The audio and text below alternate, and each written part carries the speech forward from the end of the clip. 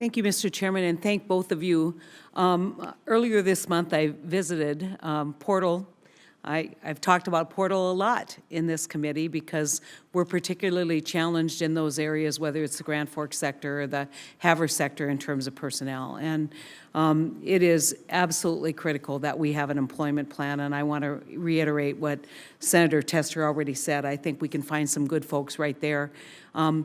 Senator Langford and I held a hearing where we talked about employment regarding recruitment of millennials, and your personnel officer from DHS came with a new burst of energy, and so we're looking forward to hearing her report and what she's doing, some really creative ideas.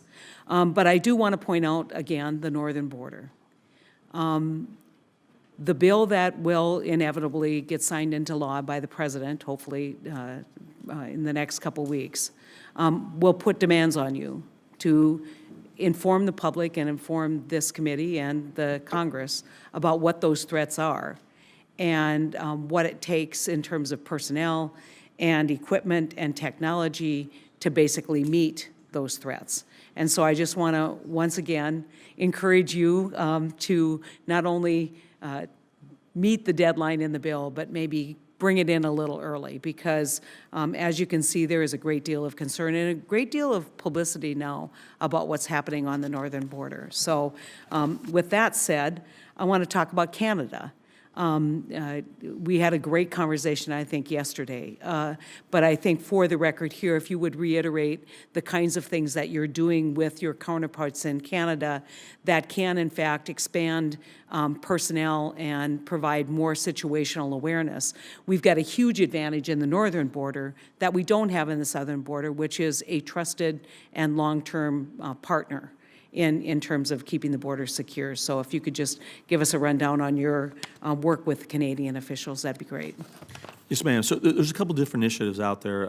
I bet we talked about yesterday is the international border enforcement team that's there. It's a mix of Canadian law enforcement and U.S. forces, mainly Border Patrol. There's a few other entities that are in there.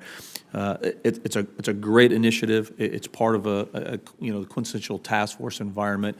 And you're right. It's a trust. They are trusted allies, and it's served to be effective. We need to continue to expand on that.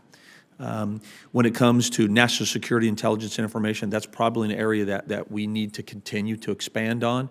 The communication flow can be a little bit cumbersome at times, that it has to go up to a more of a national level, and it doesn't always get down to the folks on the line as expeditiously as it should. But we recognize that, both sides recognize that, and we're working towards that.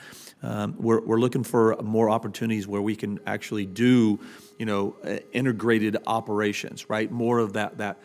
It's not just about sharing information and intelligence. It's actually taking that, analyzing that, and then actioning that into really true counter-network operations, right, across the border and being able to do more of that. We're doing some of that. I think we should and can do more of that going forward. Those are just a couple efforts we're doing. I want to reiterate what you've been talking about earlier, which is there are tasks that are being performed by guys and gals wearing badges that really could be done by other professionals, especially as it relates to the unaccompanied minors issue. And so just really encourage when you're looking at this report to look very closely at those tasks that the guys in green should be performing and where we can transfer out. Now, I'm going to be really specific on this, but it does concern me.